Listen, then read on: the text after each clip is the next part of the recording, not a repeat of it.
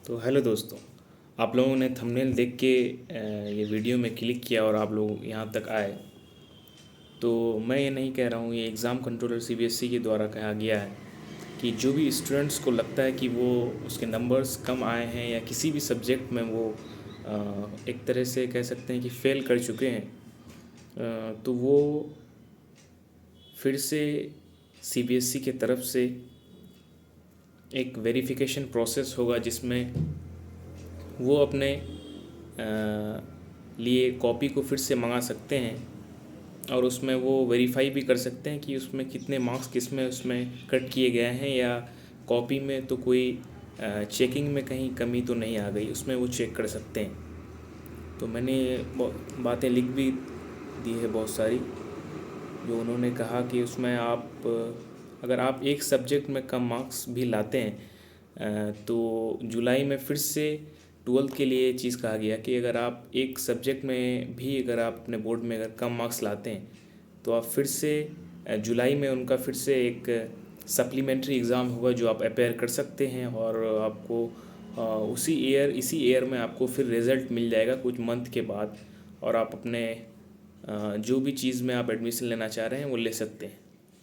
और एक चीज़ ये भी कही उन्होंने कि ये एग्ज़ाम जो है सिर्फ एप्टीट्यूड टेस्ट के लिए है, इसमें बच्चा जो होता है उसको पता लगता है इसके बारे में। और उन्होंने ये भी कहा कि आपको ज़्यादा इसमें स्ट्रेस लेने की कोई ज़रूरत नहीं है, क्योंकि ये एग्ज़ाम स्कूलिंग जो है, स्कूलिंग से बहुत सारी चीज़ें सीखने को मिलती है। उसमें स्टूडेंट को स्कूलिंग में ही हाउ टू मेक फ्रेंड्स, उसमें फ्रेंड सर्किल का पता लगता है। उसके बाद उसमें बहुत सारी करिकुलम एक्टिविटीज़ का भी उसमें स्टूडेंट्स जो होते हैं उसमें कम्युनिकेशन स्किल्स भी स्टूडेंट का बढ़ता है। तो स्कूलिंग में बहुत सारी चीज़ें सीखने को मिलती है और आपको ज़्यादा इसमें स्ट्रेस लेने की कोई ज़रूरत नहीं है। अगर आपका कम मार्क्स आए हैं तो आपको एक तरह का ये बूस्ट अप लेने की ज़रूरत है कि उसमें अगर आपका बढ़ेगा, क्योंकि ये मार्क्स कहीं ना कहीं कोई मैटर नहीं करता है। ख़ास के 10th का मार्क्स, 10th 12th का मार्क्स कोई ज़्यादा मैटर नहीं करता है। अगर आपको भी कंपटीशन में आप सिर्फ पास कर चुके हैं वो भी बहुत है।